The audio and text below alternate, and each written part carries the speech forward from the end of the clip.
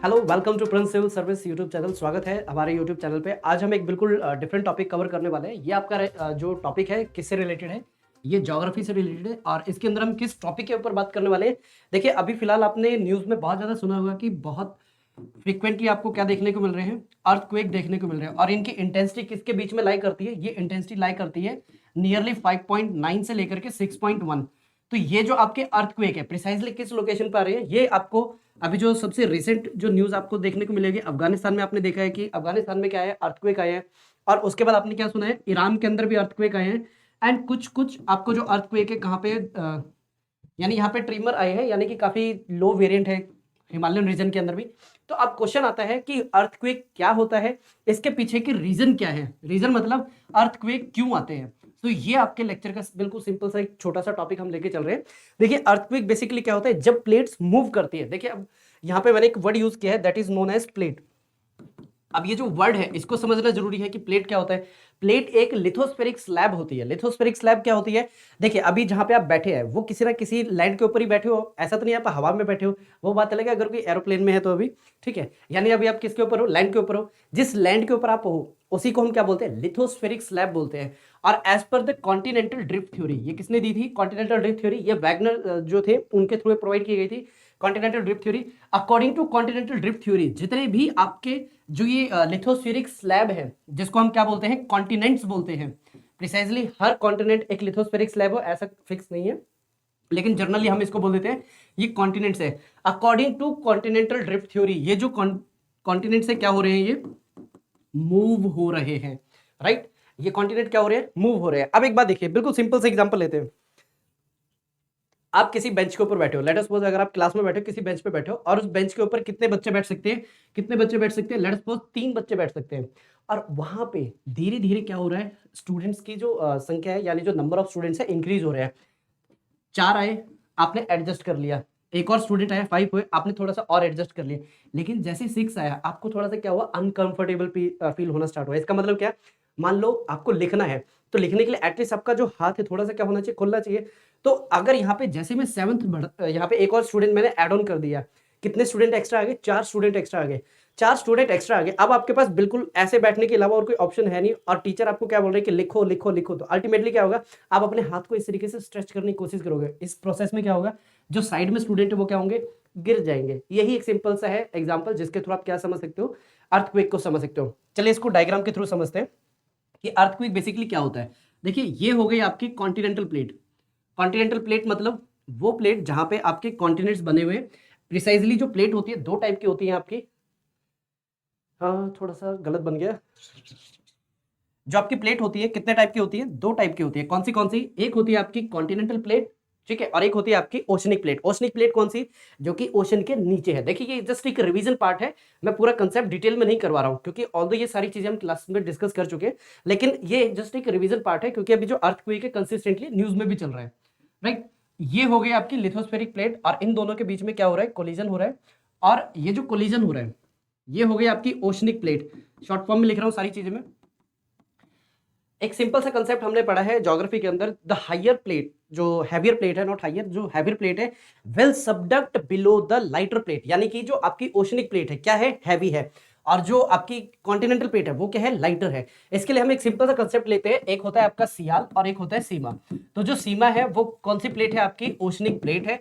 और जो सियाल है वो कौन सी प्लेट है? आपकी कॉन्टिनेंटल प्लेट है। तो ऑब्वियस सी बात है, जो कॉन्टिनेंटल प्लेट है वो क्या होगी? तैरेगी। सिंपल सा एग्जांपल लेते हैं, पानी के अंदर अगर आप प्लास्टिक डालते हो, क्या जो प्लास्टिक है पानी में डूबता है? नहीं डूबता है। क्या करता है? बस उसके ऊपर तैरता रहता है। सिंपल यही आप कंसेप्ट ले सकते हो कि जो आपके एंटायर कॉन्टिनेंट है कैसा है? प्लास्टिक इन नेचर है।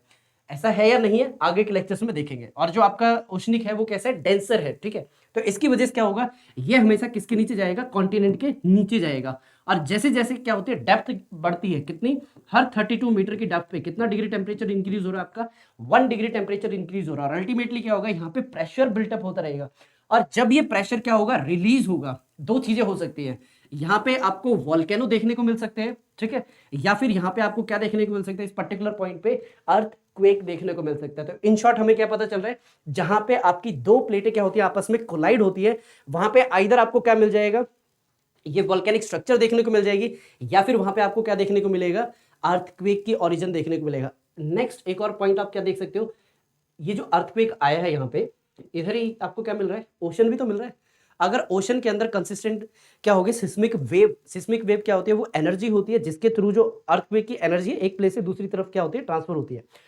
ये जो सिस्मिक वेव है अगर इस वाटर में से पास होगी, क्या इस तरीके की इस तरीके से वेव जनरेट होगी या नहीं होगी, इसी को हम क्या बोलते हैं, सुनामी बोलते हैं, राइट। तो ये सिंपल सा कंसेप्ट था जो अभी रिसेंटली आपने बहुत सारे न्यूज में भी सुना है कि अर्थक्वेक आ रहा है, क्या इससे सुनामी आएगी। उसके लिए आपको क्या देखना पड़ेगा, उससे पहले आपको ये देखना पड़ेगा कि अभी जो मेजर अर्थक्वेक आ रहे हैं उनकी लोकेशन कहाँ पे है। ये बेसिकली कहाँ पे आ रहे हैं, आपके हिमालय में। क्या हिमालय के आसपास कोई ओशन ओशन है, नहीं है। दूसरा ये हो गया आपका अफगानिस्तान, और ये एरिया हो गया आपका ईरान का, ठीक है। और थोड़ा सा कंपैरेटिव हम सदर्न पार्ट भी बनाए थे। तो ये जो आपका पूरा पोर्शन है ये ओशन से दूर है। अब सवाल ये आता है कि ये जो माउंटेन रेंज है लैंड के बीचों बीच कैसे बनी है, राइट। ये लैंड के बीचों बीच कैसे बनी है, क्योंकि ड्यूरिंग यार जब हम गोंडवाना लैंड की बात करते हैं, ये जो आपका इंडियन पेनिनसुला प्लेट था गोंडवाना लैंड से टूट के अलग होता है। ये हम ऑलरेडी कवर कर चुके हैं, राजस्थान ज्योग्राफी एक कंसेप्ट पढ़ाया था हमने, ये पॉइंट उसके अंदर कवर हो चुका है। से टूट के किस तरफ मूव करना स्टार्ट करता है, ये मूव करना स्टार्ट करता है नदर्न डायरेक्शन में। और नदर्न डायरेक्शन में कौन सी प्लेट थी आपकी, यूरेशियन प्लेट। जो आपकी इंडियन प्लेट और जो यूरेशियन प्लेट है उसमें क्या हुआ है, कोलिजन हुआ है। और जैसे ही यहाँ पे कोलिजन हुआ है क्या डेवलप हुआ है, रेजिस्टेंस डेवलप हुआ है। रेजिस्टेंस की वजह से क्या हुआ है कि जो आपकी इंडियन प्लेट थी वो क्या होती गई, क्रम्बल होती गई। लेकिन इनिशियल फेज में क्या क्रम्बलिंग हुई थी, इनिशियल फेज में जो टैथी सी के अंदर सेडिमेंट्स थे वो क्या होते गए, क्रम्बल। और इसलिए हमें जो सबसे पुरानी जो रेंज है that is called trans Himalaya, वहां पे क्या मिलते हैं, वहां पे हमें फॉसिल्स मिलते हैं, किसके, फिश के फॉसिल मिलते हैं। ये क्वेश्चन पूछा जा चुका है कि जो top of the mount Everest है, माउंट एवरेस्ट तो नहीं मतलब जितने भी वहां पे हाई माउंटेनियस रेंज है, वहां पे हमें फॉसिल्स किसके मिलते हैं, फिश के। रीजन इज वाई, मीन्स क्यों मिलते हैं, क्योंकि जब पहले यहाँ पे कोलिजन हुई थी, क्रम्बलिंग किसकी हुई है, क्रम्बलिंग हुई है जो यहाँ पे टैथी सी के ओशन यानी जो बेसमेंट है उसमें जो सेडिमेंट थे वो क्रम्बल होते गए। अगर आपको ये समझना है कि अभी मैंने लाइन क्या बोल दी है, सिंपल सा कुछ नहीं करना, मिट्टी लेना, उसको बिछा देना जिस भी जगह पे आप बैठे हो, और आपके पास अगर पेंसिल बॉक्स हो ना, पेंसिल बॉक्स को उसके ऊपर सिर्फ क्या करो, आगे लेते हुए जाओ। तो क्या देखने को मिलेगा, ये आपकी जो पेंसिल बॉक्स है, इधर जितनी भी मिट्टी आएगी वो इस तरीके से इकट्ठी होती जाएगी। इसी को बोलते हैं क्रम्बलिंग। और यही पूरा प्रोसेस है किसमें, जब आपके पूरे हिमालयन रेंज बन रही थी। तो यह आपकी पूरी हिमालयन रेंज सेंटर में क्यों है, ये हमने डिस्कस कर लिया। यहाँ पे सुनामी क्यों नहीं आ सकती, ये भी हमने डिस्कस कर लिया, क्योंकि दोनों तरफ क्या है, लैंड है।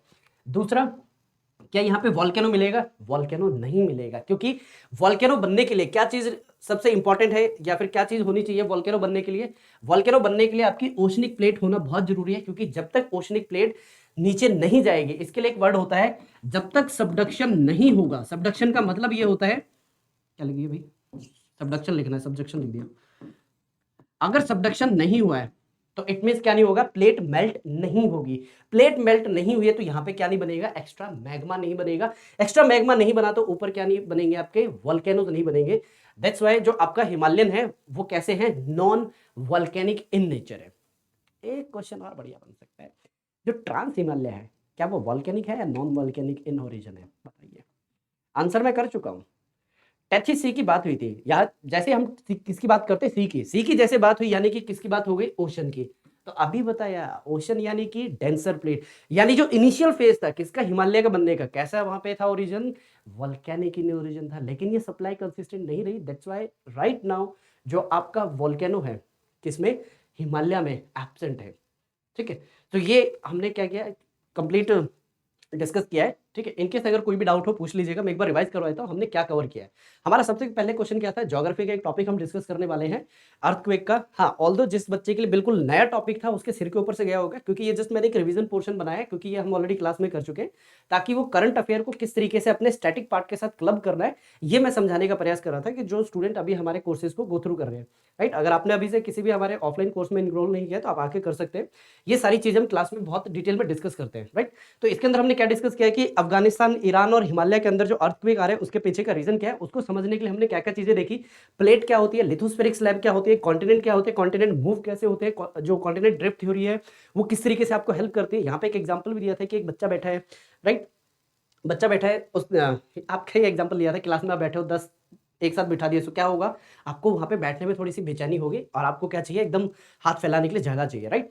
इसके बाद हमने क्या देखा, एक सिंपल डायग्राम के थ्रू कि कॉन्टिनेंटल प्लेट और ओशनिक प्लेट अगर जब भी क्या होती है, आपस में कोलाइड होती है, तो नीचे कौन सी जाएगी, आपकी ओशनिक प्लेट जाएगी और ऊपर कौन सी रहेगी, आपकी कॉन्टिनेंटल। रीजन, क्योंकि जो कॉन्टिनेंट है किससे बनी है, सियाल, और जो ओशनिक है वो किससे बनी है, सीमा से। और जितनी भी यहाँ पे प्लेट मेल्ट होगी वो किस फॉर्म में ऊपर आएगी, लावा के फॉर्म में आएगी। लावा हम किसको बोलते हैं, जो सरफेस के ऊपर मोल्टन मटेरियल आता है। और ये प्रिसाइजली कौन सा एरिया है, ये आपका है एस्थिनोस्फीयर, जिसको बोलते हैं जेली लाइक स्ट्रक्चर होती है। जैसे ही दिमाग में जेली आती है ना, आपको लगता है बहुत कमजोर होता होगा एस्थिनो, ये स्टील से भी ज्यादा स्ट्रांग होता है, इसलिए इतना जो वेट है इसको क्या कर सकता है, टेक केयर कर सकता है एस्थिनोस्फीयर। और एक आपको बिल्कुल सिंपल से कंसेप्ट बताया था कि ये मेल्ट क्यों हो रही है, क्योंकि हर 32 मीटर की डेप्थ के ऊपर क्या इंक्रीज हो रहा है, टेम्परेचर। रीजन मीज, अगर एक बात देखो, आपके हाथ के ऊपर मैं लगातार बुक्स बुक्स बुक्स रखता जाऊं तो क्या होगा, प्रेशर डेवलप होगा नहीं, और जितना ज्यादा प्रेशर डेवलप होगा उतना ज्यादा क्या होगा, टेम्परेचर इंक्रीज होगा, राइट।